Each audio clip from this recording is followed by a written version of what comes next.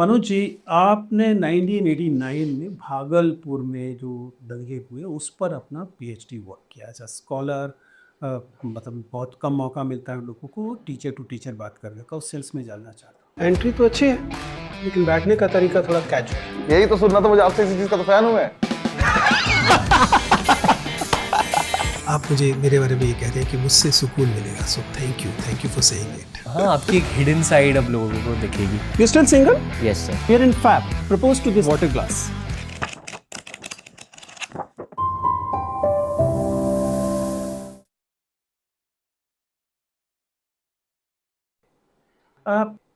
अगर आज जो पूरे देश की कम्युनलिज्म को लेकर सिचुएशन है उसे देखते हैं, और वो जो स्कॉलर जिसने इस पर दंगों को ध्यान से समझा है, दंगों की संरचनाओं को समझा है, आपको क्या लगता है दंगे एज अ टूल क्या हमारी डेमोक्रेसी में लगातार बने रहेंगे? क्या समझ है? देखिए, भागलपुर, गुजरात या नल्ली, मैं थोड़ा पीछे ले जाऊं, 83 नल्ली असम, और गाहे बगाहे बिहार शरीफ, जमशेदपुर में हुआ करते थे। उस समय के अगर दंगों की पृष्ठभूमि देखें तो पॉलर ब्रास कहते हैं कि इंस्टीट्यूशनलाइज्ड राइट सिस्टम बना हुआ था, उसकी एक पॉलिटिकल इकोनॉमी थी, बाकी जो प्रेजुडिसेस प्ले करते थे समाज में वो अपनी जगह थे। और एक चीज जो मैंने देखा, भागलपुर में भी देखा, गुजरात में भी देखा, कि दंगे डेमोनाइज कर देते हैं कम्युनिटी को, डिह्यूमनाइज कर देते हैं। डिह्यूमनाइज कर देते हैं का मतलब हुआ कि एक कम्युनिटी संभवतः वो इंसान के अस्तित्व के रूप में उसको उससे उसके कपड़े नोच डाले जाते हैं कि वो इंसान ही नहीं है। तो फिर जब इंसान नहीं है, मान लीजिए कि अगर मैं अचानक इस कमरे में एक सांप देखूं, तो पहली प्रतिक्रिया होगी कि सांप को हटाया जाए, मारा जाए। डिह्यूमनाइजेशन उसी तरह की चीज कर देता है। और आज अगर मैं देखूं, हो सकता है ओपन राइट्स ना हो रहे हो, लेकिन साइलेंसिंग ऑफ अ कम्युनिटी ये कंप्लीट हो चुकी है इस देश में। मैं माफी के साथ कहता हूं, अच्छा नहीं लगता है बोलने में, लेकिन बीजेपी के इस दौर ने, ये नई बीजेपी के खास दौर, इस दौर ने मुसलमानों को डिसएनफ्रेंचाइज कर दिया।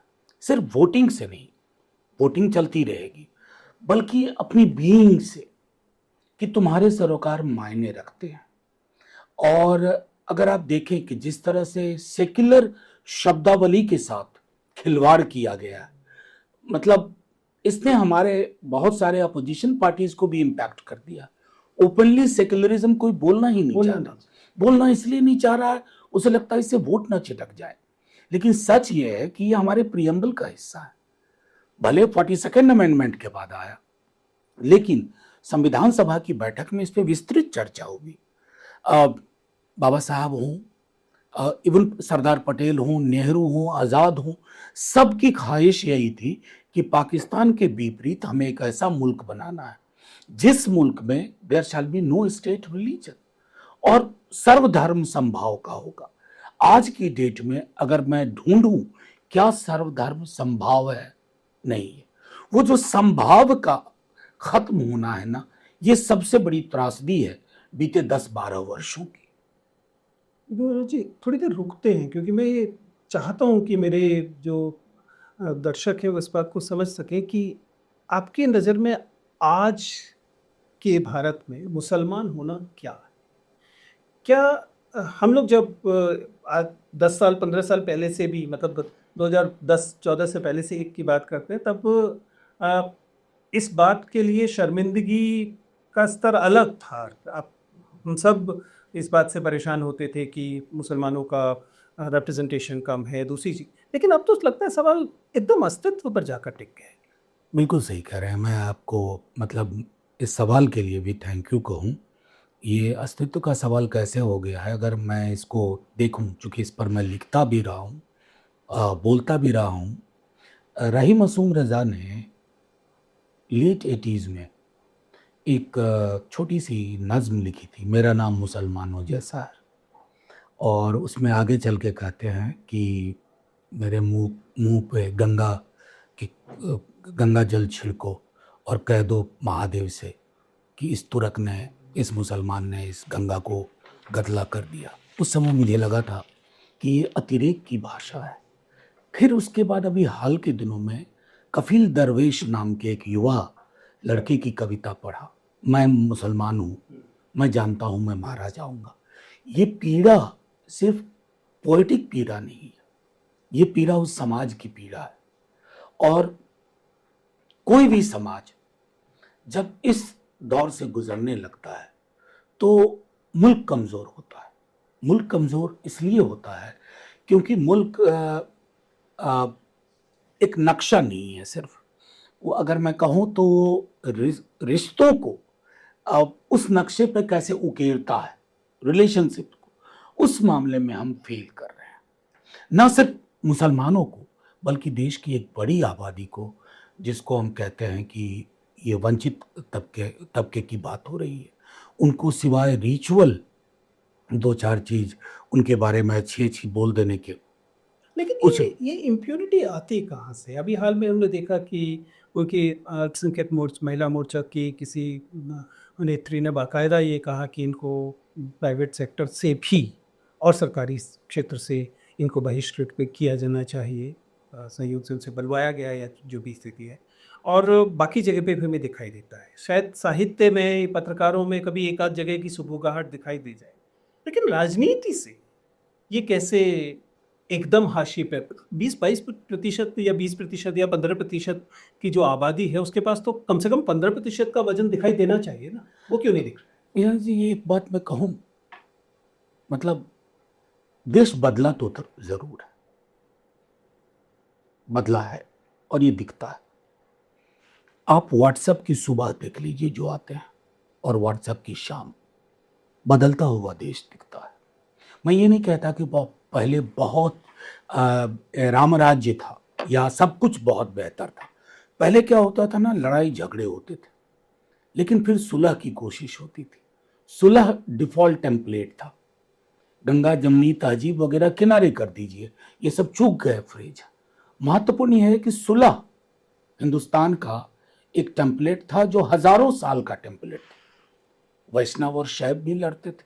पहले दंगे तो ज्यादा वैष्णव और शैवों के बीच में हुआ करते थे, लेकिन आज की डेट में क्या हुआ कि ये बदलाव इतना तीखा और इतना तेज हुआ है, इसने राजनीति के और हमारे सार्वजनिक जीवन को प्रभावित कर दिया।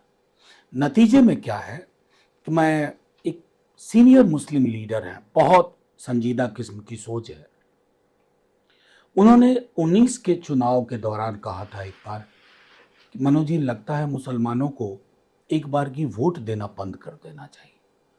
और मुझे बुरा लगा था, ये कहाँ की सोच आ रही है, क्यों ये सोच आ रही है। लेकिन एक एवरेज मुसलमान के नजरिए से हम देखें, मैं बड़े लोगों की भी बात नहीं कर रहा हूं, एक आम मुसलमान जो कहीं नौकरी कर रहा है, जिसकी ख्वाहिशें, जिसकी दिक्कतें, जिसकी परेशानियां हमारे आप जैसी हैं, मध्यम वर्ग, निम्न आय वर्ग की है, उसको हर कुछ सिवाय पूजा पद्धति और इबादत के, उसकी सब कुछ हमारे जैसी है। लेकिन आज के दिन उसके अंदर जो सेंस ऑफ एलिनेशन है, वो सिर्फ इसलिए है कि जिनके कंधों पर रख करके वो सोच सकता था कि ये मुल्क जितना तुम्हारा है उतना मेरा है, और वो कंधा कहता कि तुम ठीक कहते हो, ऐसा क्यों सोच रहे हो। आज वो कंधे लार्जली अवेलेबल नहीं है, लार्जली अवेलेबल। इन कंधों में सिर्फ राजनेता ही नहीं थे, हमारे विश्वविद्यालय, हमारे आपके विश्वविद्यालय भी ये ताकत देते थे। आपने पहले जामिया में शिक्षण किया, उसके बाद आप हमारे विश्वविद्यालय आए। उसी जामिया विश्वविद्यालय में ही आप ही के विभाग में एक सवाल पिछले साल, एक मुझे याद होगा, सवाल में केवल ये जाना गया कि मुस्लिम उत्पीड़न जो है उस समस्या का विश्लेषण कीजिए। आप उससे असहमत भी हो सकते थे उसके ऊपर, और आप जानते हैं उस शिक्षक को क्या क्या भुगतना पड़ा, उसके खिलाफ मैं उस शिक्षक को भी जानता। हमारे विश्वविद्यालय कहाँ चुके हैं सर? एक बात जान लीजिए वीरेंद्र जी, आपको कहूँ, ये जो विश्वविद्यालय, ये जो राजनीति है, ये समाज की दिशा से तय होता है। समाज की दिशा से राजनीति तय हुई, राजनीति में एक दक्षिणपंथी मेजॉरिटेरियन रुझान आया। उस रुझान को लगा कि रोटी रोजगार पे बात करना आवश्यक नहीं है, आप इन पर बात करते रहो, आपकी गद्दी महफूज रहेगी, सुरक्षित रहेगी। अब वो जो सवाल पूछा गया, मैंने जब आपने ये सवाल पूछा, काश मुझे पता होता आपका ये सवाल है। मैं दिल्ली विश्वविद्यालय में मेरे विषय में कास्ट डिस्क्रिमिनेशन भी एक था और कम्युनल डिस्क्रिमिनेशन भी था, और इस तरह के सवाल मैं लगातार पूछता रहा। हम लोग अपनी क्लास में हाँ। डिस्कस करते रहे। और तब कांग्रेस की सरकार होती थी, हम कांग्रेस की आलोचना किया करते थे कि कांग्रेस दंगों को लेकर सॉफ्ट रहती है। बल्कि मैं आपको स्मरण होगा, विभूति नारायण राय की एक किताब है शहर में कर्फ्यू, और उसको मैं सोशल साइंस में पढ़ाता था ये कह करके, क्योंकि विभूति नारायण राय जी का कहना था, और बाद में हर्षमंदर ने भी अपनी किताब में जिक्र किया कि अगर प्रशासन चाहे कोई दंगा आधे घंटे से ज्यादा, और विभूति नहीं। नारायण राय पुलिस सेवा के अधिकारी हैं। पुलिस सेवा के अधिकारी है, तो ये उन्होंने ऑन रिकॉर्ड कहा। और उसके बाद जब मैं अब देखता हूं कि अब दंगा या दंगों जैसे हालात या मुस्लिम डिस्क्रिमिनेशन, उस पर सवाल पूछ देना एक विश्वविद्यालय में, और उस पर इतना बड़ा FIR हो, मतलब मुझे दुख इस बात का नहीं होता है सिर्फ कि हम कहाँ आ गए, दुख इस बात का होता है कि अब विश्वविद्यालयों की अवधारणा क्या है। विश्वविद्यालय में विश्व शब्द है, इसका मतलब है वैश्विक दर्शन, तो वैश्विक दर्शन बिल्कुल नहीं रहा। आप एक कुएं में ठहरे हुए पानी की तरह सोच रहे हैं, और आपको लगता है यही सोच आपको विश्वगुरु बना देगी। लानत है ऐसी सोच पे। आपने कास्ट को लेकर बात की है, और ये पहले आप लगातार अपने एकेडमिक वर्क में भी करते रहे हैं और विश्व संसद में भी करते हैं। ये जो जाति का सवाल है, इसमें आप मेरी तरह बहुत स्ट्रॉन्ग एडवोकेट हैं कि कास्ट सेंसस होना ही चाहिए। ये जो कास्ट सेंसस को लेकर विरोध रहा है और अभी भी नीयत स्पष्ट नहीं हो रही है, पहले तो बताइए ईमानदारी से, आप तो सांसद हैं, कास्ट सेंसस होगी या नहीं होगी, और अगर होगी तो उसका खाका क्या हो? देखिए, कास्ट सेंसस, पहले ये सोचिए कि कास्ट सेंसस से ये डर क्यों रहे हैं, और ये डर बहुत पुख्ता। मैं एक उदाहरण देता हूँ। बिहार में कास्ट सेंसस हुआ, आपको मेथोडोलॉजी पे आपत्ति हो सकती है, कुछ भी हो सकता है, लेकिन उसमें कुछ आंकड़े आए। जब वो आंकड़े आए तो पहली प्रतिक्रिया ये थी लोगों की, और जिस पर मैंने बाकायदा लिखा, हम इतना कम कैसे हो सकते हैं। ये जो एक साझी सोच हो जाती है, हम इतना कम कैसे हो सकते हैं, वो असल में मिस्टेक करते हैं, भूलते हैं कि विजिबिलिटी का न्यूमेरिकल स्ट्रेंथ से कोई ताल्लुक नहीं है। आप विजिबल इसलिए हैं कि आप विश्वविद्यालय में हैं, महाविद्यालय में हर हैं, जगह दिखाई पत्रकारिता में हैं, न्यायालयों में हैं, राजनीति में हैं, बाजार में हैं, आप खरीदार हैं, आप विक्रेता हैं। तो दुनिया में सारी चीजें जो दिखती है नग्न आंखों को, वह आप दिखते हैं, आपको आप जैसे दिखते हैं। तो आपको लगता है हम तो विजिबल इतने हैं, तो संख्या 2.5 कैसे आ गई, 2.6 कैसे आ गई। ये जो नंबर्स को लेकर के, कास्ट सेंसस को लेकर के, अब देखिए प्रधानमंत्री जी का भी, प्रधानमंत्री जी जब कास्ट सेंसस की हमारे जैसे दल बात करते थे, हमारे से पूर्व हमारे जो लीडर्स थे, 9-10 से इसकी बात शुरू हुई थी, खासतौर पे नए तेवर के साथ। प्रधानमंत्री जी ने उन सब के लिए अर्बन नक्सल शब्द का प्रयोग शुरू, हम सब इस्तेमाल करते हैं। कि समाज को तोड़ रहे हैं वगैरह वगैरह। लेकिन जब 24 के चुनाव से पूर्व प्रधानमंत्री जी को थोड़ा आभास होने लगा कि अब इसके लिए ट्रैक्शन है, लोग नंबर्स चाहते हैं, और वो डिपेंडिंग ऑफ डेमोक्रेसी का हिस्सा है। यानी अगर जमहूरियत को मजबूत जड़ें तलाशनी है तो उनको संख्या बल पता होना चाहिए हर किसी को। तो प्रधानमंत्री जी ने एक यू टर्न लिया, कहा सेंसस कराएंगे। लेकिन आप ईमानदारी देखिए, ईमानदारी के नाम पे क्या है, अभी जो फॉर्मेट हो रहा है उसमें नहीं, उसमें कहीं नहीं है। जो घर बनना है, हाउस इनोवेशन। बल्कि आपको एक बताऊं, शायद अगर आपने देखा होगा कि अखिलेश जी पार्लियामेंट में, अखिलेश जी या धर्मेंद्र जी कुछ बोल रहे थे, अमित शाह जी ने कहा, अरे भैया क्यों हड़बड़ा रहे हो, अभी तो घर गिने जा रहे हैं और घरों की कोई जात जबकि नहीं। घरों की जाति हो नहीं, मैंने लिखा मैंने लेख लिखा, इस देश में देख करके लोग बता देता है किसका घर है? किसका घर है। हमारे नंबर एक, गाँवों की हैबिटेशन सर टोले, टोले। मतलब अब मैंने तो कहा कुछ मत कहो, तुलसी राम जी को पढ़ लो, हाँ।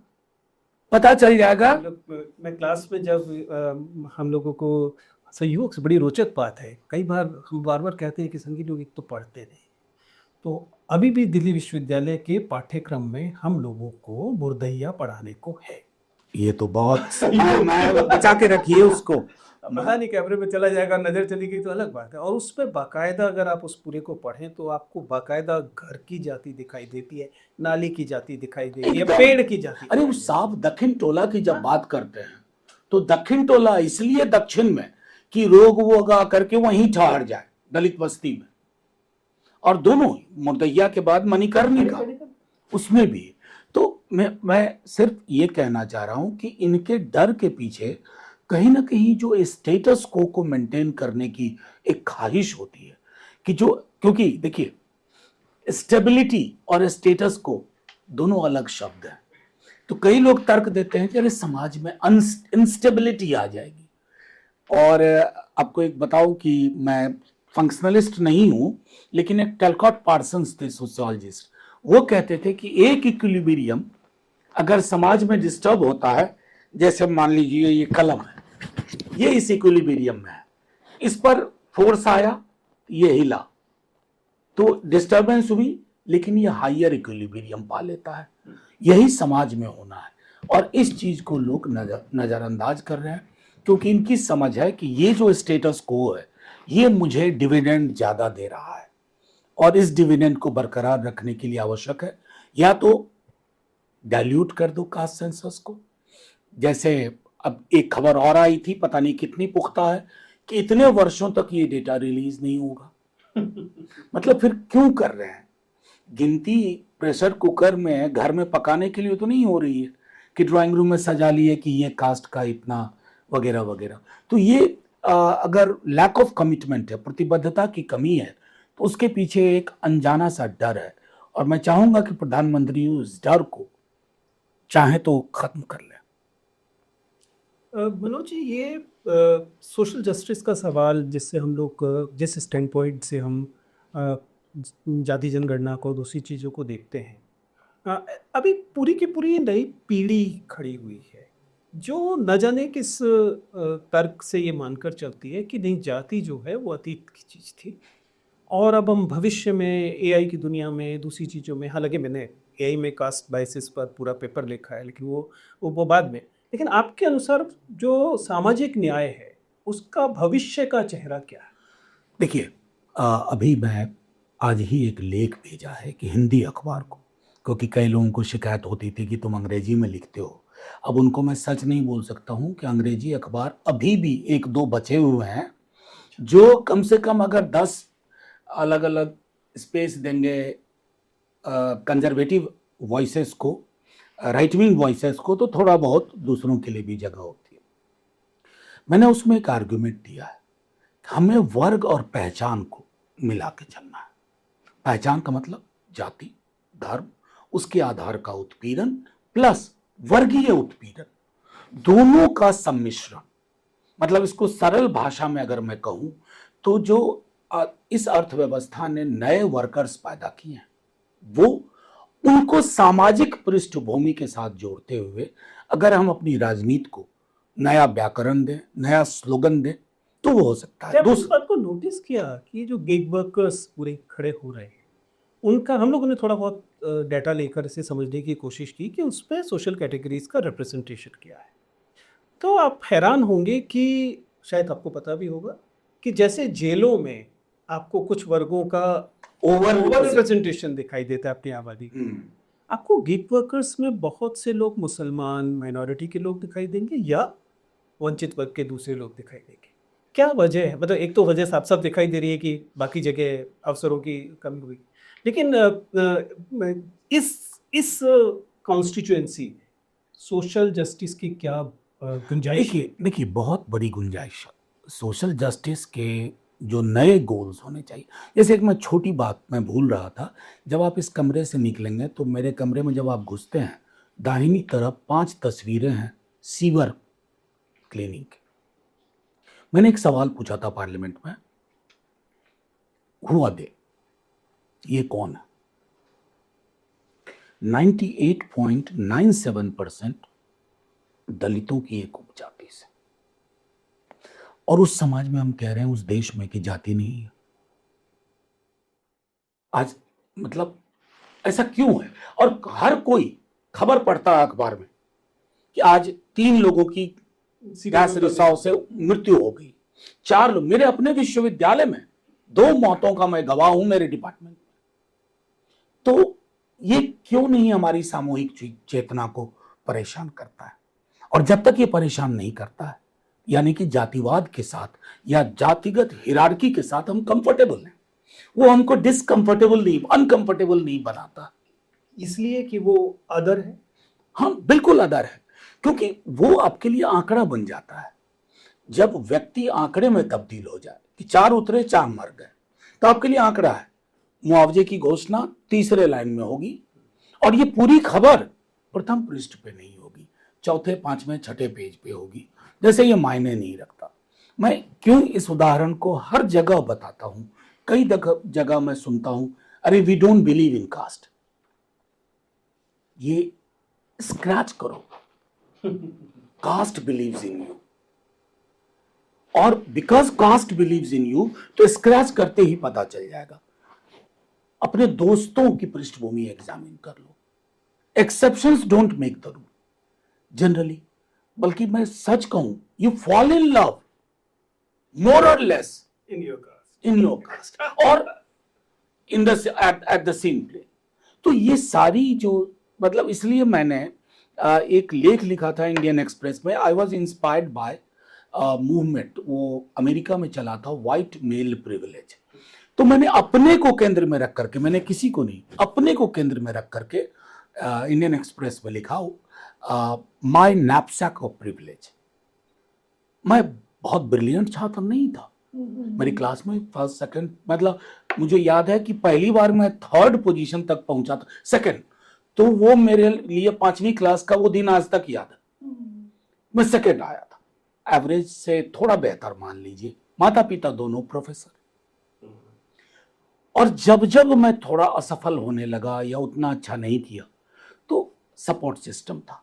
तो हमारी प्रिविलेजेस हमारे लिए कवच तैयार करती हैं, और ये प्रिविलेज, ये कवच 80-85% आबादी को आज भी, इतने जनरेशन के बाद भी अवेलेबल नहीं है। इसलिए इसमें जवाब उन सब का है जो कहते हैं कितने दिन आरक्षण, ये जाति में तो हम यकीन नहीं करते। तो ये सारी चीजें बहुत ही पोएटिक लगती हैं, सुनने में अच्छी लगती हैं। प्रधानमंत्री जी तक ने एक दिन कह दिया, आपको मैं याद कराऊं, गरीबी की कोई जाति नहीं होती। अब ये इतना सुंदर शायराना लगता है, फिल्मी डायलॉग लगता है कि गरीबी की कोई जात नहीं होती, गरीबी का कोई धर्म नहीं होता है। सच तो ये है, कोई भी क्राइटेरिया लीजिए, जब आप कास्ट लैडर में नीचे आते हैं तो पॉवर्टी बढ़ती क्यों, और ऊपर जाते हैं, खत्म हो या ना हो, घटती चली जाती है, कम होती चली जाती है। इससे बड़ा दस्तावेज क्या चाहिए, एविडेंस क्या चाहिए? ये इन सब के लिए इवन एकेडमिक सर्कल्स में, देखिए आम लोगों को तो आप जैसे लोग चाहिए जो बताएं उनकी भाषा में, लेकिन इवन इन एकेडमिक सर्कल इस बात को समझने के लिए जिस चीज़ की ज़रूरत होती है वो होती है डाटा। मैं आपसे जानना चाहूँगा, एज ए सोशल साइंटिस्ट कोई भी जान रहा है कि पिछले 14 सालों में बाकी चीज़ें के साथ जो कुछ हुआ है, डाटा के साथ तो और बुरा हुआ है। डाटा की अवेलेबिलिटी, शुद्ध डेटा का डिनाइल मिल पाना, नहीं, डेटा डिनाइल, डाटा जहां डेटा आ गया डेटा डिनाइल। क्या क्या इसके पीछे की समझ क्या? मैं अपने विश्वविद्यालय की एक सोच आपको बोलूंगा। मैं जब से आया दिल्ली यूनिवर्सिटी में, हमारा हमारा सॉरी मैं भूल गया, हमारा विश्वविद्यालय, तो मैं एडमिशन के प्रोसेस में हुआ करता था। जब हम लिस्ट बनाते थे फाइनल, हमारे यहाँ रिटर्न के बाद जीडी होता था, जीडी के बाद इंटरव्यू। अब वो पैटर्न बदल गया है सीयूईटी के बाद। तो जब लिस्ट तैयार होती थी तो कई दफ़ा मैं देखता था कि नॉर्थ ईस्ट के कोई ट्राइबल कैंडिडेट या एससी कैंडिडेट मध्य भारत का या ओबीसी कोई बिहार यूपी का, वो जनरल कैटेगरी से ऊपर आता था, तो हम उसको जनरल में कंसीडर करते अब थे। संभव नहीं रह गया है। वही मैं कहना चाह रहा हूं, पहला रिएक्शन जो कुछ टीचर्स का आता था कि दोनों बेचारा जनरल क्या करे, बेचारा जनरल। मतलब आप सोच देखिए, मैं कुछ अनकॉन्स्टिट्यूशनल नहीं कर रहा था, वही जो मैंडेटेड था वही कर रहा हम है। लोगों को ऐसा करने के लिए कई साल इतना लड़ना पड़ा। Yes. और अब ये संभव नहीं रह गया। अब ये संभव नहीं। और ये कैसे डाइल्यूट हुआ, किस जजमेंट से लोग बताते हैं डाइल्यूट हुआ, ये मेरी आज तक मैं इसको ढंग से समझ नहीं पाया। लेकिन इसका नुकसान सबसे बड़ा क्या हुआ कि अब मैं देखता हूं प्रवृत्ति ये रहती है सारे इंस्टीट्यूशंस में कि ऐसा करो कि ये अपनी कैटेगरी में ही महदूद रह जाए, यानी उससे ऊपर ना जा पाए। तो मनोज जी, हमारे विश्वविद्यालय वाली बात समझ ही लेते हैं, क्योंकि बहुत सारे ये सवाल मेरे पास कमेंट्स में बार बार आता है। और इस समय मान लीजिए हम लोग बातचीत कर रहे हैं, तो जो वीडियो जा रहा होगा उसे देखने वाले लोग कहेंगे कि दोनों लोग विश्वविद्यालय के शिक्षक हैं, संयोग से एक ही विश्वविद्यालय के शिक्षक हैं, और अपनी तनख्वाहें विश्वविद्यालय से लेते हैं जो कि सरकार से आती है। जिन लोगों को नहीं पता, मनोज जी अभी भी विश्वविद्यालय से ही तनख्वाह लेते हैं, मैं तो खैर लेता ही। हम उसके बावजूद सरकार से इतने नाखुश रहते हैं और सरकार हमें नाखुश रहने देती है। क्या तरीका है, कैसे हम ये छोटी सी जो आज़ादी हमें मिली हुई है सरकार से नाखुश होने की, इसका क्या तरीका है, क्यों मिली हुई है? और दूसरा, कॉन्स्टिट्यूशन ने ऐसे प्रोविजंस क्यों किए हैं कि इस लोकतंत्र में बावजूद पब्लिक फंडेड प्लेसेस पे होने के हम लोगों के पास ये सुविधा रहे कि हम खुलकर कुछ बोल सकें या अपनी बातों को लिख सकें या क्लास में पढ़ा सकें? देखिए, हमारे जिस विश्वविद्यालय में हम आप दोनों हैं और जो इस तरह के और विश्वविद्यालय हैं, थैंकफुली इनको शेप किया था नेहरूवियन फेज में, ये शेप हुए थे। नेहरू में जो कुछ हो, लेकिन उनके अंदर एक चीज थी कि वो आलोचना को लोकतंत्र के लिए स्वस्थ लक्षण मानते थे। मुझे याद है कि अभी याद नाम आज़ाद नाम से वो खुद अपने खिलाफ ही लिखते थे, क्योंकि और कोई उस वक्त आज़ादी तुरंत मिली थी तो खुद ही आज़ाद या सम अदर नेम नाम से वो अपने खिलाफ लिखते थे अखबारों में। मैं ये क्यों कह रहा हूँ कि ये यूजीसी की जो पूरी अवधारणा थी, हालांकि उसमें अब ये तब्दीलियां कर रहे हैं, यूजीसी की जो पूरी अवधारणा थी उसमें स्टेट फाइनेंस का सोर्स था, लेकिन ऑटोनॉमी पूरी तरह विश्वविद्यालय की थी। तो ये ऑटोनॉमी क्या है? स्वायत्तता, निर्णय लेने की, बोलने की स्वायत्तता, आलोचना की स्वायत्तता, तारीफ करने की भी स्वायत्तता। और ये सिर्फ हम ही नहीं थे, अगर आप देखें दुनिया के तमाम अच्छे विश्वविद्यालयों को, ऑक्सफोर्ड, कैम्ब्रिज, क्योंकि हमारा ब्रिटेन औपनिवेशिक शासन से हमारी बहुत सारी चीजें प्रभावित रही, तो वहां आज भी ये परंपरा है। ऑक्सफोर्ड हम लोग गए थे 22 ईस्वी में, और विशुद्ध वहां की सरकार के खिलाफ हम लोगों ने पोजीशन लिया था। तो ये चीजें आज भले लोगों को लगती है, इस प्रकार देख रहे हैं कि सरकार से पैसा लेकर के।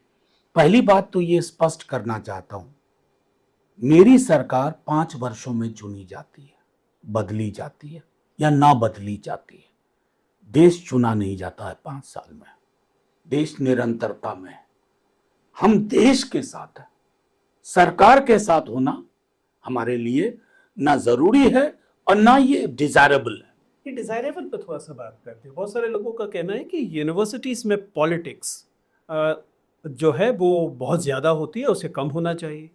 अब मेरी अपनी समझ कहती है कि depoliticising university is not really very nice thing. आपकी समझ क्या है कि राजनीति जो है वो किस स्तर तक विश्वविद्यालयों में होनी चाहिए और कहाँ लगना चाहिए कि ये वही रेड लाइन है? मैं क्या कहूँ, अगर विश्वविद्यालयों की राजनीति ना होती, महाविद्यालयों की राजनीति ना होती, तो हमारा फ्रीडम मूवमेंट, आज़ादी का हमारा आंदोलन आधा अधूरा रह जाता, रंगीन होता ही नहीं। नंबर 1। नंबर 2, एक फ्रांस की एक यूनिवर्सिटी है नांत्रे, एक मज़ा आएगा आपके श्रोताओं को भी।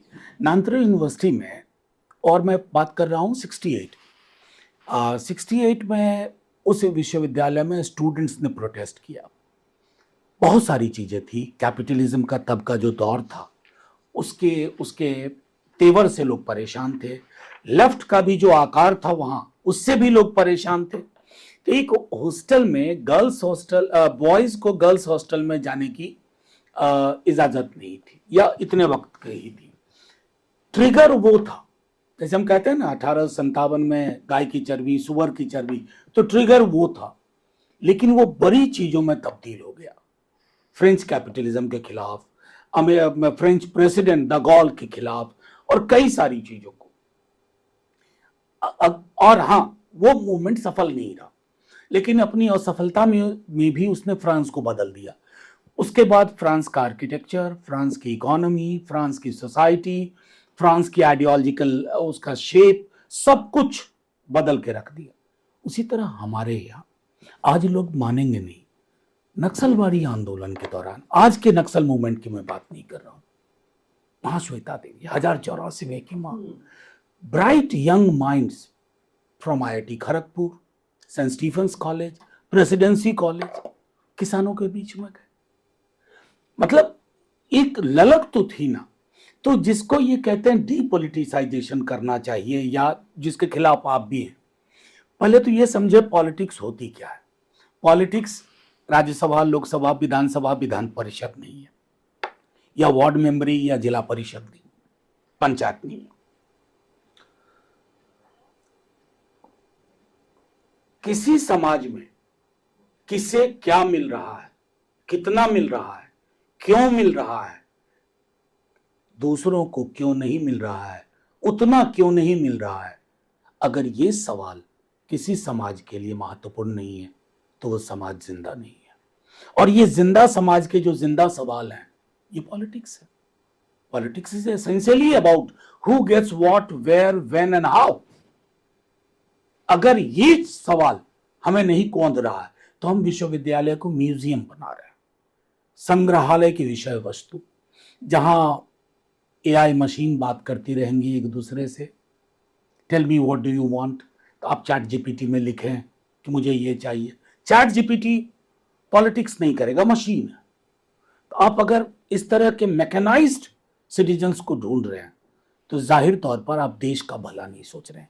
इसलिए पॉलिटिक्स की स्पेस हमेशा रहनी चाहिए, उससे लोग कई चीजें सीखते हैं। आज के दौर में देखिए क्यों ऐसा हुआ है कि student politics main stream politics को फीड नहीं कर पा रही। अधिकांश जगहों पे यूनियन के चुनाव नहीं हो रहे। ये एक डेलिबरेट एक्सरसाइज ऑफ डीपोलिटिसाइजेशन है, जो इस देश को कालांतर में कमजोर करेगा, हमारी समझ को, हमारे सामूहिक चिंतन को कमजोर करेगा। आपने अभी ये जो बात की कि ये वाली पॉलिटिक्स एसेंशियली वो पॉलिटिक्स नहीं है जो कि विधानसभाओं और हाँ। संसदों में ये जाएंगे, अक्सर लोग पॉलिटिक्स को समझते हैं वही है। लेकिन आप तो उस दिशा में गए हाँ, और you represent a particular political party, though you are respected all across the political spectrum. इस आप आर्टिकुलेट भी, अच्छे शिक्षक हैं आप, बहुपठ हैं, चीज़ें पढ़ी हुई हैं। इसने आपकी अपनी पार्टी में तनाव कभी पैदा किया या नहीं? नहीं, देखिए एक चीज, अब मैं बेहद ईमानदारी से विजेंद्र जी बोल रहा हूँ आपसे। आज मेरा तकरीबन, देखिए अधिकांश, मतलब डिस्क्लेमर के साथ कह रहे हैं, अधिकांश पार्टीज के साथ ये होता है। नहीं, अगर आप भाजपा को सीधा सीधा दे तो वो लोग जो बाहर बहुत अच्छा बोलते थे, अभी भी हाल में राघव चड्ढा गए हैं, अचानक वो जाते ही उनको मौनव्रत उन्होंने धारण कर लिया है। हमारे अनफॉर्चुनेटली हम लोगों ने अब जो पॉलिटिकल पार्टीज खड़ी की हैं वो अपने आप में कोई बहुत डेमोक्रेटिक इंस्टीट्यूशंस नहीं बन रहा है, और इस वजह से ऐसे में एक वोकल आर्टिकुलेट व्यक्ति जो कि अलग अलग जगहों पर बोल सकता है और जिसके पास एक स्पष्ट समझ है, वह समझ हमेशा तो पार्टी की समझ से अलाइन नहीं करे। नहीं, देखिए इस मामले में मैं क्या कहूँ, यही कह सकता हूँ कि अभी तक लकी रहा। तकरीबन मेरा 15 बरस का रिश्ता है, जिसमें से 8 बरस मैं पार्लियामेंट में हूँ, और किसी भी विषय पे जिस पर मैंने पार्लियामेंट में बात रखी, आज तक मुझसे ये नहीं कहा गया है कि आपने ये क्यों बोला, ये क्यों बोला। या चाहे कश्मीर या बोलने से पहले पूछा क्यों? हाँ, कभी नहीं। ये मैं मानता हूं, और चूंकि हर सुबह मेरा मीडिया ग्रुप से इंटरेक्शन होता है, बावजूद कि बीते 6-8 महीने थोड़े टफ रहे हैं मेरे लिए पारिवारिक कारणों से, तो ये अभी तक हुआ नहीं है और इसको मैं समझता हूँ कि ये एक ब्लिस भी है मेरे लिए कि अभी तक कोई ऐसी विसंगति मेरे समक्ष नहीं आई। अ, हमने विश्वविद्यालयों की बात की और एक के बाद एक डेमोक्रेटिक इंस्टीट्यूशंस पर हम ये छाप देख रहे हैं कि बदलाव दिखाई दे रहा है और ये बदलाव कोई बहुत शुभ तो नहीं दिखाई दे रहा है। अब हम इलेक्शन कमीशन को देख रहे हैं, अभी हाल में हमने देखा चीफ जस्टिस के एक रिमार्क पर एक लंबी इनफैक्ट आप भी उसमें अच्छे खासे फंसे। पहले बता ही डालिए कि मतलब आप सीजेपी जो है उसको के प्रति सहानुभूति रखते हैं या बस संयोग से आपने उनको मन नहीं नहीं, लिया? उस संयोग को थोड़ा दुर्योग भी कह सकते हैं, लेकिन मैं महत्वपूर्ण बात को, जब चीफ जस्टिस साहब ने उस दिन 12 बजे के आसपास उनका वो कमेंट आया और 3 बजे मैंने एक ओपन लेटर लिखा चीफ जस्टिस साहब के नाम से, जिसने कई अखबारों ने उसको ले लिया, एक्स में पे लिखा था, कई अखबारों ने, प्लेटफॉर्म्स ने उसको ले लिया और अगले दिन ऑनरेबल चीफ जस्टिस ने क्लैरिफाई भी कर दिया कि उनका एक केस के संदर्भ में ये बयान था। बहरहाल, अब जब आप जिस कॉकरोच वाले इसका जिक्र कर रहे हैं, ये 3 तारीख की बात है, अगर मुझसे गलती नहीं हो रही है, 3 जून की बात थी। 3 जून को मैं हॉस्पिटल में था, एक फ़ोन आया मेरे कलीग प्रभात जी को कि ऐसे ऐसे एक पत्रकार को चाहिए, कोई इवेंट करना है। मैं हॉस्पिटल से लौट गया, मैंने कहा मैं ठीक है, मैं कर देता हूँ, क्योंकि अगर मेरा कोई 8 साल का रिकॉर्ड देखेगा तो ट्रेड यूनियन, डोमेस्टिक वर्कर्स, हम लोग गिग वर्कर्स, मास्टर लोग भी आपके पास आते हैं कि प्रेस क्लब में चलिए या इसमें कॉन्स्टिट्यूशन क्लब में, तो मैंने कर दिया।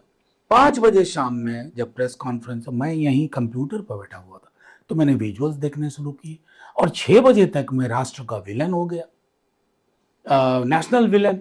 मैं अर्बन नक्सल हूँ, आपने पीएचडी से शुरुआत की थी मेरी इधर, मेरे पीएचडी टॉपिक तक पे चर्चा हुई कि देखो ये तो दंगों पे इसने काम किया है, ये तो है ही इसी माइंडसेट का, वगैरह वगैरह। और दुख इस बात का रहा कि राइट विंग इकोसिस्टम ने तो कहा ही, कुछ लेफ्ट लिबरल मित्र भी उसमें आ गए बिना मेरे क्रेडेंशियल को जांचे कि क्या हुआ। फिर मैंने शाम को एक मीडिया ग्रुप से भी आ रहा था, तो मैंने सबको क्लैरिफाई किया। देखिए, मेरा कॉकरोच पार्टी या पिछला जो 11-12 में अन्ना आंदोलन हुआ था, मैंने उस समय मेरे विश्वविद्यालय के बहुत सारे लोग गिल्टी एज चार्ज हाँ उत्साहवर्धक थे। मैं थोड़ा इस मामले में नैराश्य को पहले पकड़ता हूँ। मैं गया था जंतर मंतर, ले जाया गया था, मैंने आके 4 आर्टिकल लिखा। पहला आर्टिकल का शीर्षक था द अनगांधीयन गांधी, अन्ना के बारे में। दूसरा था स्पेक्टेकल ऑफ मूवमेंट, यानी आंदोलन का तमाशा, और वगैरह वगैरह। मैंने 4 लिखा। अभी भी मेरा मानना है कि कोई, चाहे डिजिटल आउटफिट हो या फिजिकल आउटफिट हो, जब तक हम आपकी वैचारिकी, मसलन आप आजादी पे क्या सोचते हैं, सामाजिक न्याय पे क्या सोचते हैं, बंधुत्व पे क्या सोचते हैं, समता पे क्या सोचते हैं, तब तक आपके बारे में राय नहीं बनाई जा सकती। आप अगंभीर लगते हैं। मैं आई शेयर इट। इनफैक्ट मैंने इस बात को अलग अलग जगह पे कहा है कि मेरे लिए एक राजनीतिक जो इकाई बन रही है उसमें उसकी विचारधारा स्पष्ट होनी जरूरी है, लेकिन हम दोनों की मजबूरी है कि हम उस पीढ़ी से आए हैं जिसे पता है कि इंटरनेट के बिना की दुनिया क्या होती है, लेकिन एक नई पीढ़ी पैदा हुई है जिसे नहीं पता। अच्छा, जिसे हम जेन जी के नहीं, विजेंद्र भाई, मैं एक बार एक काउंटर करता हूँ। कुंभ कब हुआ था? अभी हाल में कुंभ हुआ था ना। अचानक एक लड़की मोनालिसा नाम की अवतरित होती है और वो पूरे कुंभ के पूजा पाठ के मुकाबले मोनालिसा, मतलब वो डिल्यूज, हर जगह मोनालिसा मोनालिसा। कहाँ है वो आज? कई दफा डिजिटल फॉर्मेट में ये जो वन नाइट वंडर है ना, I agree, but my question is different. I'm saying कि this precondition that we have in our mind, I share it with you, but still I'm being devil's advocate.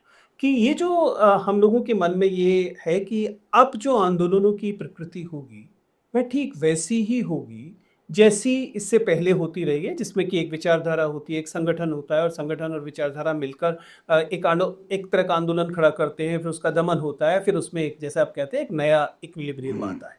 ये आप लोगों की समझ रही है। लेकिन अब जो ये बहुत जज्बाती लेकिन बहुत ही जल्दी से ऊब जाने वाली जेन जी पीढ़ी है, जो लगातार रील्स और शॉर्ट्स के कंजप्शन वाली अटेंशन स्पैन रखती है, वो शायद इन कंडीशंस को उतना जरूरी नहीं मान रही। उसको लग रहा है कि केवल एनटीए के मामले पर ये कहा गया है, हम जाकर इस मुद्दे पर इकट्ठे हो सकते। और ऐसा नहीं है कि इसी मामले, कई बहुत गंभीर मामलों पर हम जेन जी मूवमेंट्स देखते हैं, हम नेपाल में देखते हैं, हम एनवायरमेंट के इश्यूज़ पे देखते हैं, हम एलजीबीटी के इश्यूज़ पे देखते हैं, और उसके पीछे बहुत बड़ा थियोरेटिकल फ्रेमवर्क एसेंशियली हो। ये जो हमारी आपकी समझ है, कहीं ऐसा तो नहीं कि हमें इस पर पुनर्विचार की जरूरत नहीं, मेरा हो सकता है आगे आपसे और बातचीत के बाद मैं सोचूं, लेकिन अभी मुझको लगता है कि इस तरह का कोई भी मूवमेंट, अव्वल तो जब हम मूवमेंट किसी चीज़ को कहते हैं तो मूवमेंट उसका एक फिजिकल ढांचा होता है। अगर आप देखें कि वो उसकी वैचारिकी क्या है, किसी भी आंदोलन में अगर आप आंदोलनों का इतिहास पढ़ें तो वैचारिकी पे बात होती है, उसके फ्रेमिंग पे। फ्रेमिंग का मतलब होता है कि किस तरह का फ्रेम इवॉल्व कर रहे हैं जिससे लोग एक दूसरे से जुड़ रहे हैं। तीसरी चीज, भारतवर्ष की बात है तो भारतवर्ष के एक जो हमारा कॉन्स्टिट्यूशन है वो अपने आप में एक ऐसा कैनवस देता है जिस कैनवस के माध्यम से देखना आवश्यक है। मैं ये मान सकता हूँ कि एपिसोडिक एक एजिटेशन होगा किसी विषय पे, लेकिन उस एपिसोडिक एजिटेशन को निरंतरता में आने के लिए या एक ऑल्टरनेटिव बनने के लिए, क्योंकि कॉकरोच को प्रेजेंट किया गया as if it is an alternative. it is not an alternative. नहीं, पर जैसे is it some kind of a episode as you said, हाँ, मैं जिस पर ध्यान, जिसे हमें उतना उसे कहने उसे बुहार नहीं देना चाहिए। देखिए, असल में क्या हो जाता है ना, मैं असल में मतलब आप मान लीजिए कि वो दूध का जला उससे बेहतर मैं मानता हूँ बाबा भारती वाली कहानी, हार की जीत। ये आम आदमी पार्टी कर रही है। हाँ, तो हार की जीत वाली जो कहानी है सुदर्शन जी की, बाद में वो मुझे अक्सर, हाँ, मुझे अक्सर उस कहानी के माध्यम से, भी हाल में मैंने लिखा भी था उस कहानी का जिक्र करते हुए, तो कोई भी इस तरह की जब आउटफिट आती है ना तो बाबा भारती याद आ जाते हैं, और खड़क सिंह का वो घोड़े को ले जाना। तो मनोज जी, फिर उम्मीद के लिए कहाँ देखें? क्योंकि निराशा में तो हम लोग साथ साथ हैं, आराम से दुखी हो सकते हैं शाम को। मैं बताऊं, उम्मीद अक्सर फ्यूचर टेंस में होता है। फ्यूचर टेंस को तो आपने अभी समेट दिया एक तरह। नहीं, फ्यूचर टेंस भविष्य काल जिसको कहते हैं हम हिंदी, वो तो आने वाली पीढ़ी होगी। और अगर अंग्रेजी के शब्दों के साथ थोड़ा खेलूं, जब प्रेजेंट टेंस हो टेंस, तो आपके पास फ्यूचर टेंस में इस टेंशन को ईज करने का रास्ता चाहिए। और मेरा मानना है कि जन आंदोलन ही एकमात्र विकल्प होता है। मैं कोई ज्योतिषी नहीं हूं कि डेट बता दूं, टाइम बता दूं, लेकिन अब आक्रोश की इंतहा हो रही है, परेशानियों की इंतहा हो रही है। मैं इस तरीके से देखना चाहता हूँ कि अभी हाल फिलहाल में जो युवाओं के साथ एक के बाद एक पेपर लीक के मसले हुए, और दूसरी बेरोज़गारी दिखाई दे रही है, बहुत सारी जगहों पर रिक्रूटमेंट टाइम से नहीं हो रही है, जहाँ हो रही है वो कोर्ट में चली जा रही है, कैसे, तो हताशा निराशा तो दिखाई दे रही है। और हताशा निराशा व्यक्त करने के लिए दुर्भाग्य से या सौभाग्य से युवाओं के पास अब इमीडिएट साधन जो है वो सोशल मीडिया है। तो क्यों नहीं हम इस तरह के इस तरह की जो हरकतें हैं, इस तरह की जो गतिविधियां हैं, उन्हीं को, जैसा आपने कहा, उस फ्रेंच केस की तरह देखें। क्योंकि मुझे याद है कि हमारी विश्वविद्यालय में भी जब पिंजरा तोड़ को लेकर बात, तो उसको लेकर भी बहुत अजीब अजीब बातें की गई थी, लेकिन हम लोगों को लगता था कि भाई एक जरूरी चीज़ है, कह रहे हैं एक बात, कह रहे हैं सुन ले, तो क्यों नहीं इन बच्चों को भी सुन ले? नहीं, बिल्कुल। मुझे उस पर आपने एक बात बहुत आज आपके सवाल में एक चीज़ थी, जब आपने कहा कि पेपर लीक हो रहा है, ये अक्सर ये सारी बातचीत सिस्टम नाम के अनाम पर क्यों जाके रुकती है? हाँ, सिस्टम, आपका media, even social media, system failed us. To hell with it. What is that system? System is the chief minister. System is prime minister. System is the cabinet ministers. Name them. Shame them. ये जो abstract में बात करते हैं system, याद है Covid के time में भी यही शब्दावली वो प्रयोग में आई। बाकायदा टूल किट गई थी, हाँ, कहा था कि हाँ, सरकार के सामने सिस्टम बोली। मैंने उसी इंडियन एक्सप्रेस में लिखा था डियर सिस्टम जी। मुझे लगा कि जब सब चीज के लिए रिस्पॉन्सिबल वही सिस्टम है तो उन्हीं को प्रिय पत्र लिख दूं कि प्रिय सिस्टम जी आप कहाँ हो, आप सर्व विद्यमान हो लेकिन दिखते नहीं हो। तो मैं समझता हूं कि इस जेन जी को भी इसको थोड़ा ग्राउंडेड रखना होगा to name who is behind the system. But then they are naming the main नहीं, प्रधान। मेरा वहां भी थोड़ा डिफरेंस है। इस कैबिनेट का चरित्र मैं जानता हूं। एक एक मिनिस्टर, बार बता दीजिए। इस एक मिनिस्टर अपने नहीं, कमरे, पहले आप कैबिनेट का चरित्र जरा खुलकर बता। मैं खुल के बता रहा हूं। इस कैबिनेट में जो मैं मेरा मुझको वाली कैबिनेट है, आत्म केंद्रित आत्ममुग्ध, उसमें एक मिनिस्टर अपने कमरे का गमला नहीं बदल सकता। I know it for sure. Table की दिशा क्या होगी, किस साइज का होगा, कुर्सियां कितनी होगी, स्टाफ कौन होगा, ये सब तय होता है पीएमओ से। स्टाफ बिल्कुल, आप पता कर नॉट अपॉइंटिंग ओएसडी थे। नहीं, वो अपने चॉइस का तो किसी को नहीं मिल रहा। तो वैसे में why should the buck stop at Dharmendra ji place? The entire ये सामूहिक उत्तरदायित्व चीज खत्म हो गई। मतलब बताइए, जो प्रधानमंत्री एक एडिशनल कोच लगने का ट्रेन में उद्घाटन करते हो, वो नीट के मामले पे उनको कह दिया जाए कि उनका कोई रोल नहीं है। कायदे से तो अश्वनी वैष्णव जी को भी उद्घाटन नहीं करना चाहिए, जो लोकल डीआरएम कर सकता है। लेकिन मैं इसलिए बता रहा हूं कि जब इतना बड़ा तमाशा आपने खड़ा किया है तो आपको जिम्मेवारी लेनी भी तय करनी होगी, और जेन जी को भी जिम्मेवारी किसकी है वहां तक पहुंचना होगा।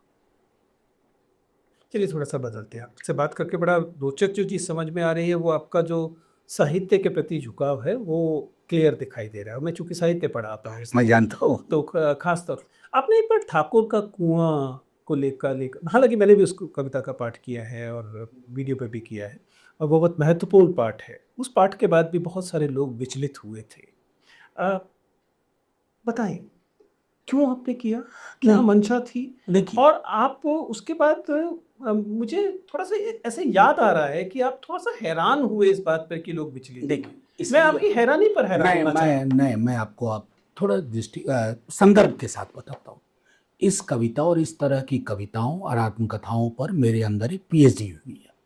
मेरे एक स्टूडेंट ने किया जो फैकल्टी मेंबर हैं अभी डिपार्टमेंट ऑफ सोशल वर्क। उस दिन मेरे पास 2 कविताएं थी। आमतौर पे उससे 15 दिन पूर्व मैंने सच्ची रामायण का पाठ किया था पेरियार की, और यहाँ ब्लैकआउट हो गया, यहाँ किसी ने उसको तवज्जो नहीं दी। लेकिन तमिलनाडु में वो पूरा पन्ना फ्रंट पेज पे वो खबर थी। यहाँ जब मैंने वो कविता पढ़ी तो उस कविता के पीछे आधिपत्य को इंगित करने की भावना थी, और मैंने कहा वो मेरे अंदर भी। और मैं बार बार कहता हूं कि अपनी पत्नी, अपने शिक्षक दोस्त, अपने स्टूडेंट से इतना इंटरेक्शन के बाद भी पेट्रियार्की के थोड़े अंश हम सब में बाकी है, सबके अंदर जरा सा कुरचते हैं। बस। तो उस संदर्भ में पेट्रियार्की और हेजिमनी को इंडिकेट करने के लिए जब उस पर रिएक्शन हुए, लिमिटेड हुए, जो भी हुए, कुछ पक्ष में लोगों ने लिखा, तो मुझे ये लगा कि जब मैं खुद कह रहा हूं कि मेरे अंदर है इस तरह की प्रवृत्ति, खैर तब मैंने समझा पेरियार। और फिर ये मुझे लगा कि आज अगर कबीर इस देश में आए, ना मैं दोहा एक उनका, जो तू बाभन बाभनी जाया आन बाट काहे नहीं आया, जो तू तुरक तुरकनी जाया भीतर ही खतना काहे ना करा। इस पर तो एक समूह इस बात के लिए कि दूसरा हिस्सा क्यों है, एक समूह इस बात के लिए कि पहला हिस्सा क्यों है। तो कबीर मैं समझता हूं सबसे बड़े अर्बन नक्सल और यूएपीए के उपयुक्त उम्मीदवार। बेल नहीं, कितनों कपिल सिब्बल, अभिषेक मनु सिंघवी जी खड़े हो जाएं, कबीर को बेल नहीं मिलती। ये बताइए कि चूंकि आपने इस बात को मेंशन कर ही दिया, ये जो लॉज है, इस तरह के कानून में हमारे विद्यार्थी और व्हेन मीनिंग टीचर्स, हमारे कोलीग्स, आप जानते हैं, दूसरे बहुत सारे लोग, इन लोगों को इस जिसे हम कहते हैं प्रोसेस जो है वही पनिशमेंट का हो जाना। आप तो सांसद हैं, भाई विपक्ष के सांसद हैं, संसद इस बात की जिम्मेदारी क्यों नहीं? नहीं, मैं बता रहा हूँ यूएपीए का अब अभी वक्त नहीं है। मैंने बहुत पुरजोर विरोध किया था। और मैंने उदाहरण दिया था कि साउथ में एक राज्य में जो नया नया अलग हुआ था, नक्सल आंदोलन के नाम पर खलील जिब्रान की एक कविता की किताब है द प्रॉफिट, उसको दिखाया। उसको दिखाया, कम्युनिस्ट मैनिफेस्टो। अब मेरे कमरे में अंबेडकर हैं और साथ में पेरियार और कार्ल मार्क्स है, तो ये तो बहुत मैं समझता हूं कि ऐसी चीज है कि आप अंदर कर। कश्मीर में अरेस्ट हुए, क्या भाई ये लिटरेचर है? कौन सा लिटरेचर है? ये किताबें हैं। कौन सी किताबें हैं? तो ये अमेरिका में रेवोल्यूशन के बारे में, ब्लैक इमेंसिपेशन के बारे में क्यों है ये किताब? देखिए, इस तरह की चीजों से क्या हो रहा है ना कि एक इंटेलेक्चुअल क्यूरियोसिटी जो इस मुल्क की खाती थी, इतना मैं बार बार कहता हूं, हमने तो बीजेपी को अभी देखा है, ज्यादातर अपनी जिंदगी में कांग्रेस को देखा और कांग्रेस का विरोध करते रहे सड़कों पे। ऐसा नहीं था अरेस्ट नहीं होते थे, लेकिन एंटी नेशनल नहीं कहे जाते थे। और पुलिस पकड़ करके पटना में छोड़ आती थी फतवा, अब आओ पैदल, पैसा नहीं है तुम्हारे पास, पैदल चलो। दिल्ली में हम लोगों ने तो देखा नहीं, अरेस्ट किए जाते थे पुलिस, कभी कभी तो चाय पिलाते। और एंटी नेशनल तो कभी नहीं। अब ये तो मैं उस संदर्भ में कह रहा हूं कि पार्लियामेंट में कई दफा जब चर्चा हुई, हमने वार्न किया, कॉशन किया।